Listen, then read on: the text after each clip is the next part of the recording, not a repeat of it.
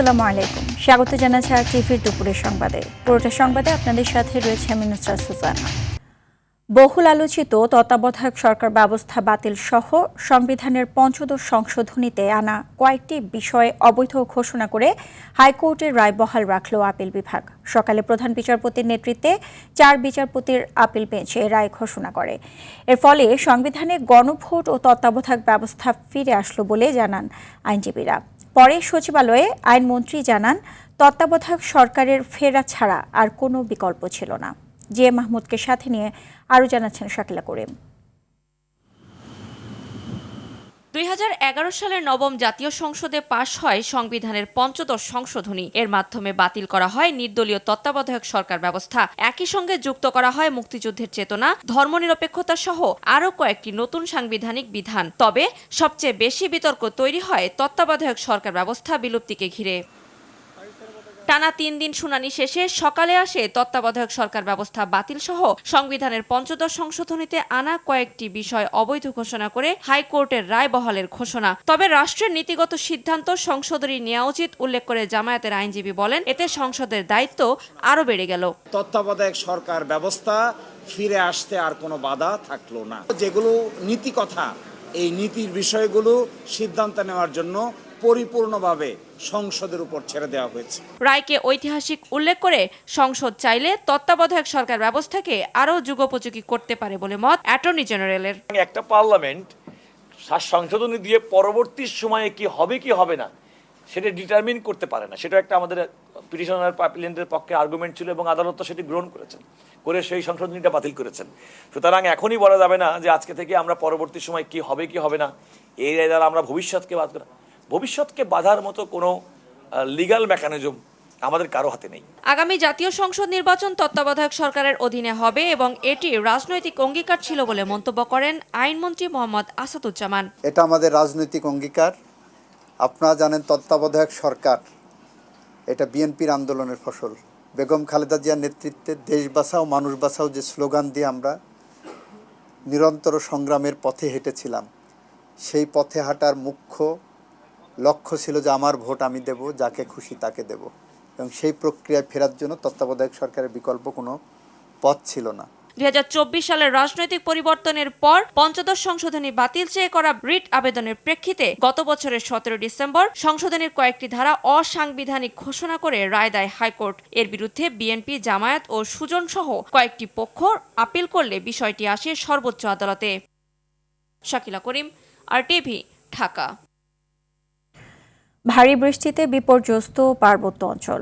বান্দরবান ও কক্সবাজারে পাহাড় ধসে একই পরিবারের 3 জন সহ 7 জনের মৃত্যু হয়েছে। পানিতে ডুবে আছে গোটা বান্দরবান।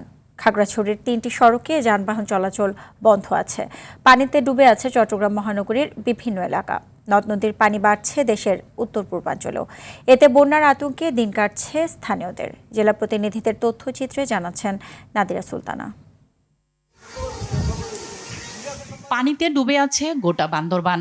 এতে নেমে এসেছে মানবিক বিপর্যয়। জেলার লামা উপজেলার মিশনপাড়ায় পাহাড় ধসে মাটি নিচে চাপা পড়ে নিজ ঘরে ঘুমিয়ে থাকায় একই পরিবারের 3 সদস্য। পরে এক এক করে ইউনুস, তার স্ত্রী রানু আক্তার ও শিশু সন্তান সুলাইমানের মরদেহ উদ্ধার করা হয়। মিশনপাড়াতে আরেকটি পাহাড় ধসের ঘটনায় দেয়ালের নিচে চাপা পড়ে স্বামী স্ত্রী নিহত হন। ঘুম করে একটা আওয়াজ শুনে দেখি যে আমাদের পুরো বাড়িটা মুহূর্তের মধ্যে আমাদের একটা নতুন বাড়ি সেটা ধ্বংসস্তূপে পরিণত হয়ে যায়। আমরাও বন্যার পানি চাপকে আসি, বাইরে যেতে পারছি না। যদি বাইরে যেতে পারতাম তাহলে আমাদের হালকা পরিবারের জিনিসপাতিগুলো বা ছোট বাচ্চা কাচ্চা ছোটদের সহ নিয়ে কোথাও আশ্রয় কেন্দ্রে যাইতে পারতাম। তো ঘরে ঘরে পানি, এখন কি করবো ভাই, কয়ে বুঝি না। এখন দেখেন ডাম টুম নিয়ে ফ্যামিলি নিয়ে কোথায় আসুন টেনশনে ভাই। কক্সবাজারের চকরিয়ায় পাহাড় ধসে মাটি চাপা পড়েন 2 শিশু সন্তান সহ মা। পরে মাকে জীবিত উদ্ধার করা হলেও মৃত্যু হয় 2 সন্তানের। কখনো অতিবৃষ্টি অথবা অনাবৃষ্টি এবং একাধারে বৃষ্টিপাতের পরিমাণ বেশি হওয়ার কারণে পাহাড় ধসে যাচ্ছে। খাগড়াছড়িতে পানির নিচে তলিয়ে থাকায় দীঘিনালার সঙ্গে বাগাইছড়ি এবং সাজেকের যোগাযোগ বিচ্ছিন্ন আছে। এতে সাজেক পর্যটন কেন্দ্রে আটকা আছেন 4 শতাধিক পর্যটক। পানির কারণে খাগড়াছড়ি রাঙ্গামাটির সড়কেও যান চলাচল বন্ধ আছে। অবস্থা খুবই নাজুক, নিম্নাঞ্চলগুলো তলিয়ে গিয়েছে। খাগড়াছড়ি থেকে যে লংগদুর একমাত্র সড়ক পথ সেটিও পানির নিচে আছে। গত 3 দিন ধরে আমাদের এখানে মেরুং ইউনিয়নে পানিতে ডুবে গেছে, কিছু বাড়িঘর ডুবে গেছে। রাঙামাটিতে টানা বৃষ্টির কারণে বাড়ছে পাহাড় ধসের ঝুঁকি। এরই মধ্যে জেলার নিম্নাঞ্চল প্লাবিত হয়েছে। ভারী বৃষ্টিতে চট্টগ্রাম মহানগরীর বিভিন্ন এলাকায় জলাবদ্ধতার সৃষ্টি হয়েছে। এতে দুর্ভোগ নেমে এসেছে জনজীবনে। জলাবদ্ধতায় দুর্ভোগে আছেন গাজীপুরের কালিয়াকৈর পৌরসভার মানুষ। সিলেট, সুনামগঞ্জ ও হবিগঞ্জে বাড়ছে নদ নদীর পানি। মৌলভীবাজারে বৃষ্টি ও উজানের ঢলে আকস্মিক বন্যায় তলিয়ে গেছে ঘরবাড়ি ও সড়ক। দুর্ভোগে পড়েছেন হাজারো মানুষ। অবস্থা খুব খারাপ, সবার বাড়ি করে পানি, আটু পর্যন্ত পানি। অনেকের বাড়িতে জল উঠে গেছে, আমাদের রান্না করার কোনো ব্যবস্থা নেই, আমরা খুব কষ্টে আছি। পানির লেগে তো বাড়ি থেকে বাইরে দেন না, তারপর কাজের লেগে বাড়িতে বাইরে যাওয়ার লাগতেছে। ভোলার চরফ্যাশনে বঙ্গোপসাগরে 3টি ট্রলার ডুবির ঘটনায় এখনও নিখোঁজ 25 জেলে। এদিকে ট্রলার ডুবির 3 দিন পর গলাচিপায় একজনকে জীবিত উদ্ধার করা হলেও নিখোঁজ আছেন 5 জন। নাদিরা সুলতানা, RTV। টানা বৃষ্টি, পাহাড় ধস ও জলাবদ্ধতার আরও খবর জানাতে বান্দরবান থেকে সরাসরি যুক্ত হবেন সহকর্মী শাফায়েত হোসেন। শাফায়েত, পাহাড় ধসের সবশেষ কি তথ্য আছে আপনার কাছে, আমাদেরকে বিস্তারিত জানাবেন। সুজানা, আপনি জানেন গত কয়েকদিনের ভারী বর্ষণ এবং পাহাড়ি ঢলে বান্দরবানের নিম্নাঞ্চলগুলো প্লাবিত হয়েছে, বিশেষ করে আর্মিপাড়া, শেরবাংলা নগর, মেম্বারপাড়া এবং এইসব আশেপাশে প্রতিটি ঘর পানির নিচে তলিয়ে আছে এবং এখনো সাঙ্গুয়া মাতামুরি নদীর পানি বিপদ সীমার উপর দিয়ে যাচ্ছে। তবে সবাই আসলে পাহাড়ি এলাকায় আতঙ্কের মাঝে রয়েছে। গতকাল রাতেই লামা উপজেলার আজিজনগর এলাকায় একই পরিবারের 2 জন এবং স্বামী স্ত্রী সহ 5 জন পাহাড় ধসে মারা গিয়েছে এবং আজ সকালে তাদেরকে উদ্ধার করে দাফনের ব্যবস্থা নিচ্ছেন স্থানীয় জনপ্রতিনিধিরা এবং স্থানীয় প্রশাসন ঘটনাস্থল পরিদর্শন করেন। এছাড়াও বান্দরবানের জেলা শহরের এখনো পানির নিচে তলিয়ে আছে। 220টি আশ্রয় কেন্দ্র খোলা হয়েছে বান্দরবানের 7টি উপজেলায়। তবে এই পর্যন্ত আপনার জেলা শহরের 19টি আশ্রয় কেন্দ্রে প্রায় 3 শতাধিক মানুষ আশ্রয় নিয়েছে। তাদেরকে প্রশাসনের পক্ষ থেকে খিচুড়ি এবং শুকনো খাবার ব্যবস্থা গ্রহণ করা হয়েছে। এছাড়াও পাশাপাশি সেনাবাহিনী এবং বিভিন্ন সংগঠনের পক্ষ থেকেও ত্রাণ সামগ্রী এবং সহযোগিতা করে যাচ্ছে।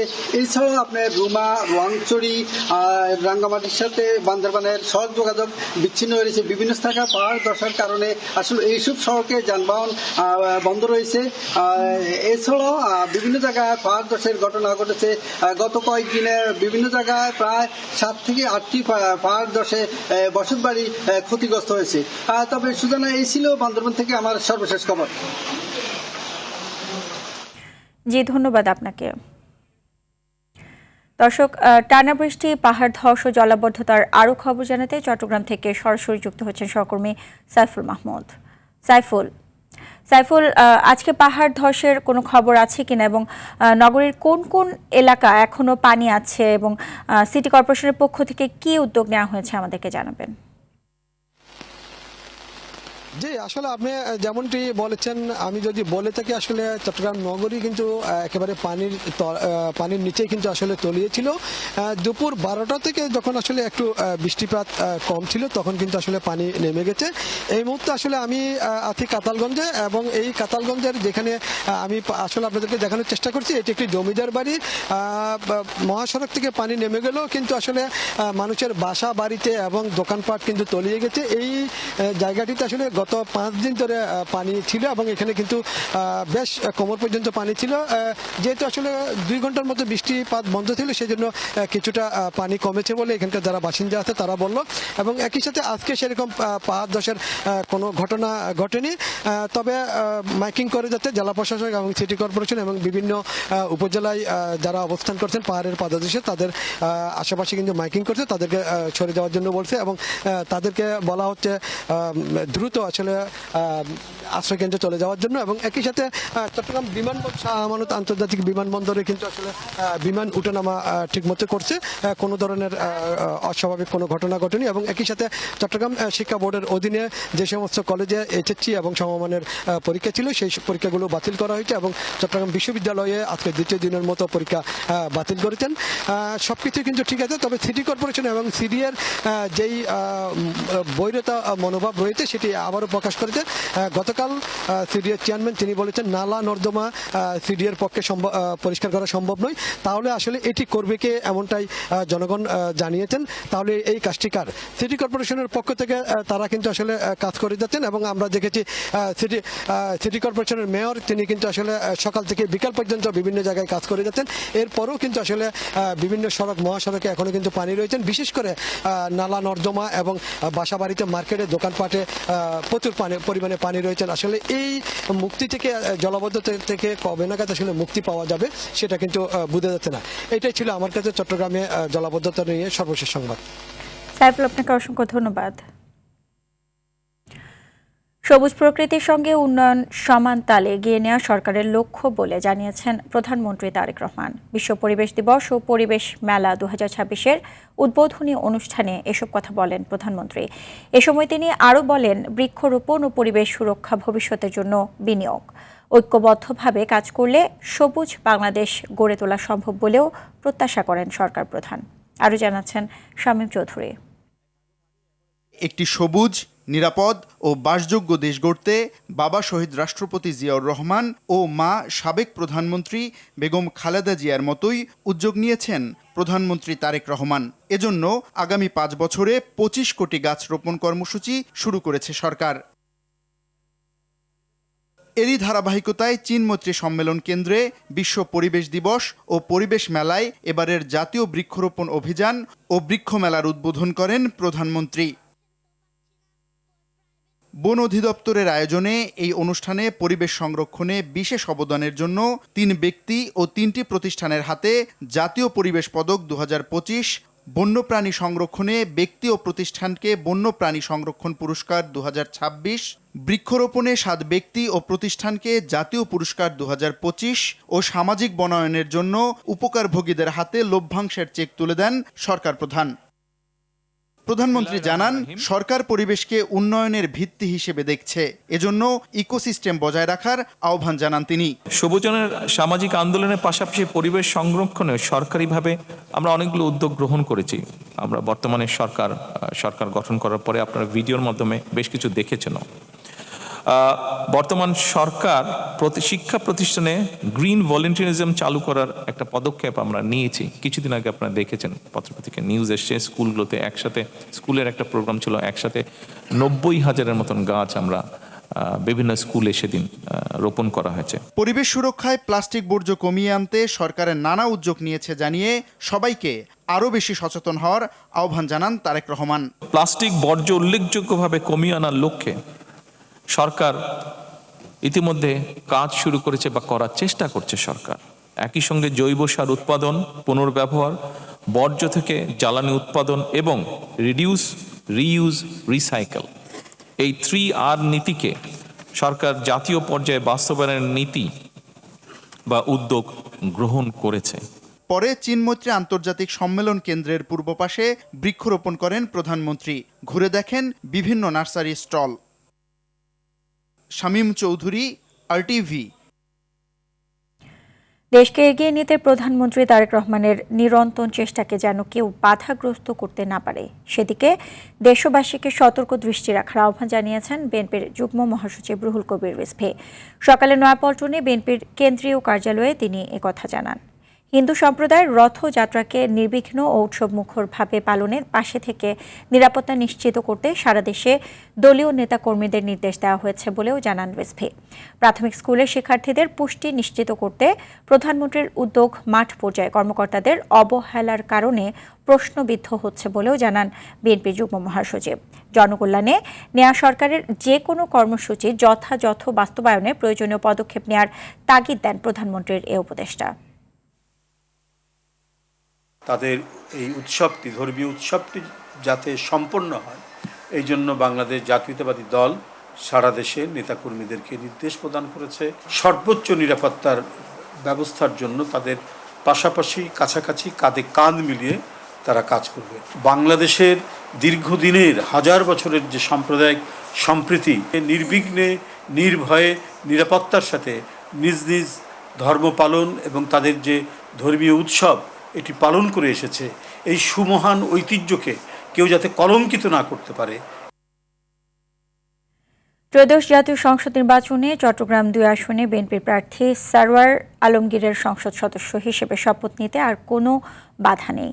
সকালে তার মনোনয়নপত্র বাতিলের বৈধতা প্রশ্নে জারি করা রুলের উপর চূড়ান্ত রায় ঘোষণা করে বিচারপতি ফাহমিদা কাদের ও বিচারপতি মোহাম্মদ আসিফ হাসানের সমন্বয়ে গঠিত হাইকোর্ট বেঞ্চ। এতে নির্বাচিত প্রার্থী সারওয়ার আলমগীরের প্রার্থিতা বৈধ ঘোষণা করা হয়। এর ফলে এমপি হিসেবে শপথ নিতে আইনি বাধা দূর হয়। রায়ে সন্তোষ প্রকাশ করেছেন সারওয়ার আলমগীরের আইনজীবীরা। তবে রায় আইনানুযায়ী হয়নি দাবি করে উচ্চ আদালতে আপিল করার কথা জানান জামায়াত প্রার্থীর আইনজীবী। সামাজিক যোগাযোগ মাধ্যমে মডেলিং প্রতিযোগিতার আয়োজনের নামে ফাঁদে ফেলা হচ্ছে তরুণ তরুণীদের। বিদেশে প্রতিযোগিতায় অংশ নেয়ার সুযোগের প্রলোভন দেখিয়ে হাতিয়ে নেওয়া হচ্ছে লাখ লাখ টাকা। ফাঁদ ফেলে নেওয়া হচ্ছে মেয়েদের নগ্ন ছবি। পুলিশ জানিয়েছে, এসবের অপরাধের সঙ্গে জড়িতদের বিরুদ্ধে আইন অনুযায়ী ব্যবস্থা নেওয়া হবে। বিস্তারিত মোহাম্মদ সাইমের রিপোর্টে।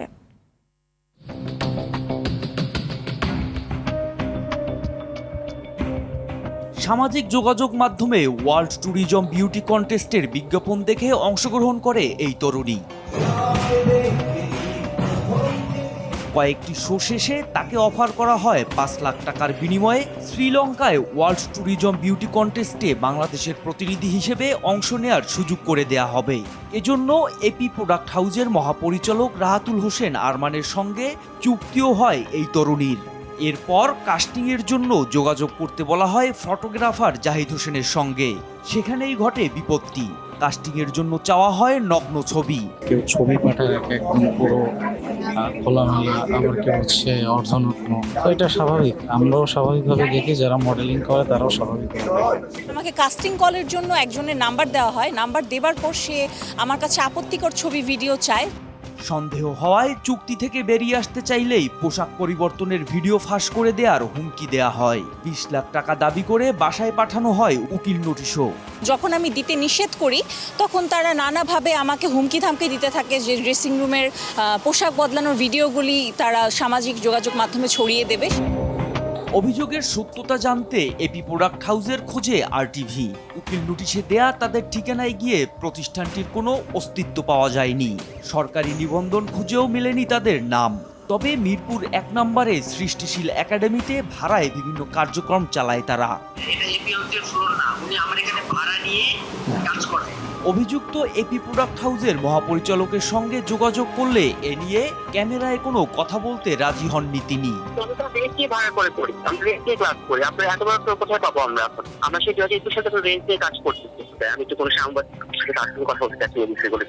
ভুক্তভোগী তরুণী মিরপুর মডেল থানায় প্রতারণার অভিযোগ দায়ের করেন। পুলিশ বলছে বিষয়টি খতিয়ে দেখছেন তারা। এ ধরনের কর্মকাণ্ডের সাথে যারা জড়িত আছে তাদেরকে অবশ্যই আমাদের সংশ্লিষ্ট থানা যেখানে অভিযোগ হয়েছে তারা বিষয়টা খতিয়ে দেখে কার্যকরী আইনি ব্যবস্থা নেবে। আইনজ্ঞরা বলছেন, এ ধরনের প্রতারণা বন্ধে আইন শৃঙ্খলা বাহিনীর কার্যকর ভূমিকা রাখতে হবে। যদি কোনো নারীর থেকে প্রতারণামূলকভাবে অথবা ভয়ভীতি দেখিয়ে নগ্ন ছবি বা ভিডিও নেওয়া হয়, তবে সেটি পর্নোগ্রাফি নিয়ন্ত্রণ আইন 2012-র অধীন শাস্তিযোগ্য অপরাধ। সুন্দরী প্রতিযোগিতার নামে প্রতারকদের এসব ফাঁদে নারীদের আরও বেশি সচেতন হওয়ার আহ্বান জানিয়েছেন পুলিশ ও আইনজ্ঞরা। Mohammad Sayem, RTV, Dhaka.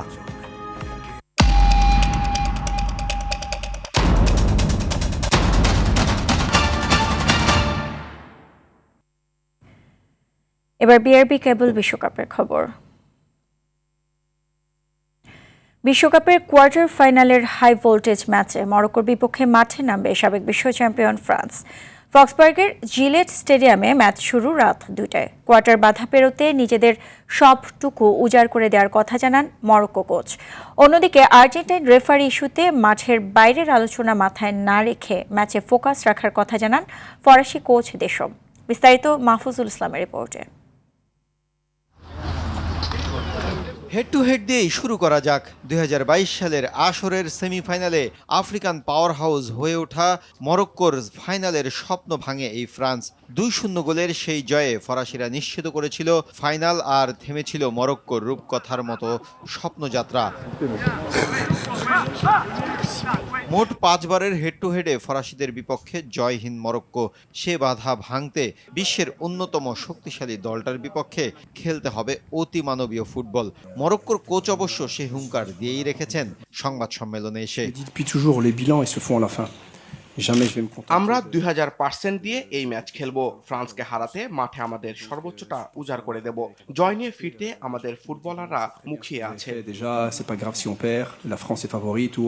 France coach Deschamps অবশ্য এতটা হুঙ্কার দিতে নারাজ। তবে ম্যাচে রেফারি প্যানেল পুরোটাই আর্জেন্টাইন। মাঠের বাইরের সেসব আলোচনা উঠে এসেছে সংবাদ সম্মেলনে। এ বিষয়ে ফরাসি কোচের সরাসরি জবাব, এসব আলোচনার বাইরেই রাখতে চান দেশম।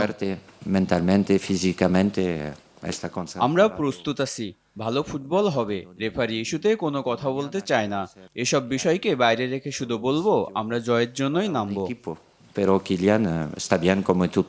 3 ম্যাচের গোলদাতা ইসমাইল সাইবারি সহ মরক্কোর ডেরায় 2 ফুটবলারের চোট থাকলেও ফরাসি স্কোয়াড আছে ফিট। এই ম্যাচে অতীত পরিসংখ্যান আর কাগজে কলমের শক্তিমত্তায় এগিয়ে থাকা ফ্রান্সকে অবশ্য মরক্কোর মাঝ মাঠের সামনে পড়তে হবে বড় পরীক্ষায়।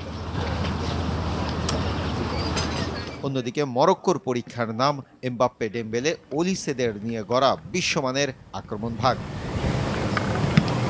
মাহফুজুল ইসলাম, RTV। ইসলামী ব্যাংকে দ্রুত একটি গ্রহণযোগ্য ও পূর্ণাঙ্গ পরিচালনা পর্ষদ গঠন না হলে গ্রাহকদের আস্থা ফিরবে না বলে জানিয়েছেন ব্যাংকটির সচেতন গ্রাহক ফোরামের সভাপতি অধ্যাপক নুরুন নবী মানিক। দুপুরে রাজধানীর মতিঝিলে ইসলামী ব্যাংক টাওয়ারের সামনে বিক্ষোভ মিছিল পূর্ব সমাবেশে তিনি একথা বলেন। তিনি বলেন, পরিচালনা পর্ষদ গঠনে বাংলাদেশ ব্যাংকের দীর্ঘসূত্রতা গ্রাহকদের মধ্যে উদ্বেগ ও অনিশ্চয়তা বাড়াচ্ছে। তিনি আরও বলেন, একজন নির্বাহী কর্মকর্তার হাতে ব্যাংক পরিচালনার সব ক্ষমতা দিয়েছে বাংলাদেশ ব্যাংক, যা সমীচীন নয়। দাবি বাস্তবায়ন না হওয়া পর্যন্ত আন্দোলন অব্যাহত থাকবে বলে জানান তিনি। সমাবেশ শেষে বিক্ষোভ মিছিল প্রেসক্লাব গিয়ে শেষ হয়। উত্তরবঙ্গে কৃষি উৎপাদন ও প্রক্রিয়াজাতকরণ সহ রপ্তানি কার্যক্রম বাড়াতে ৩,০০০ কোটি টাকার পুনঃঅর্থায়ন তহবিল গঠন করেছে বাংলাদেশ ব্যাংক। তবে এই তহবিলের আওতায় দেয়া ঋণ শুধুমাত্র নতুন ঋণ হিসেবে বিতরণ করা যাবে। সোমবার এক বিজ্ঞপ্তিতে কেন্দ্রীয় ব্যাংক জানিয়েছে, রাজশাহী ও রংপুর বিভাগ এই তহবিলের সুবিধা পাবে। বাংলাদেশ ব্যাংক থেকে ৪% সুদে পুনঃঅর্থায়ন সুবিধা পাবে ব্যাংকগুলো। তবে ঋণ গ্রহীতাদের কাছ থেকে সর্বোচ্চ ৯% সুদ নেওয়া যাবে। এতে কৃষি উৎপাদনে সর্বোচ্চ ৩০ লাখ টাকা এবং অন্যান্য খাতে সর্বোচ্চ ৪০ কোটি টাকা পর্যন্ত ঋণ দেওয়া যাবে। রাষ্ট্রীয় মর্যাদায় আজ চিরনিদ্রায় শায়িত হবেন ইরানের সাবেক সর্বোচ্চ নেতা আয়াতুল্লাহ আলী খামেনি। নিজ জন্মস্থান মাশহাদে তাকে কবরস্থ করা হবে। ইরাকের ঐতিহাসিক কারবালা থেকে ইতিমধ্যে তার মরদেহ ইরানে ফিরিয়ে আনা হয়েছে। এরপর জানাজার জন্য ইমাম রেজা মাজার কমপ্লেক্সে রাখা হয়েছে তার নিথর দেহ। দেশটির নতুন সর্বোচ্চ নেতা মুজতবা খামেনি এবং প্রেসিডেন্ট মাসুদ পেজেশকিয়ানের উপস্থিতিতে দুপুরে তার জানাজা অনুষ্ঠিত হবে। এরপরই সমাহিত করা হবে তাকে। বিস্তারিত সামিউল শেহাবের রিপোর্টে।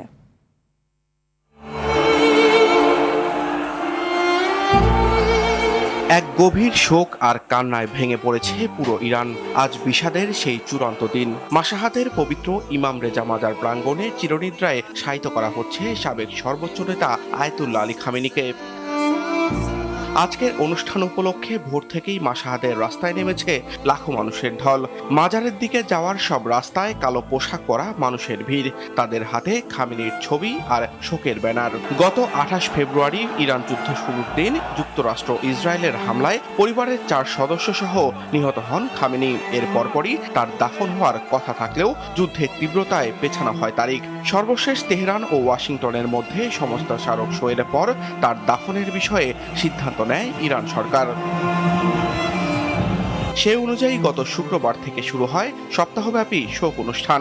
শুক্র, শনি ও রোববার তেহরানের প্রধান মসজিদ গ্র্যান্ড মোসাল্লায়, সোমবার কোম শহরে এবং সেখান থেকে উড়োজাহাজে করে মরদেহ নেওয়া হয় প্রতিবেশী দেশ ইরাকে। শোক ও শ্রদ্ধা জানাতে সেখানকার নাজাফ ও কারবালায় জড়ো হন লাখো মানুষ। দুই দেশের মোট 5টি শহর ঘুরে মরদেহ নেওয়া হয় জন্মস্থান মাশহাদে।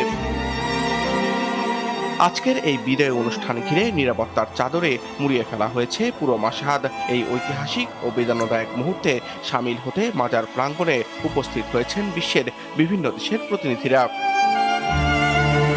সামিউল শিহাব, RTV।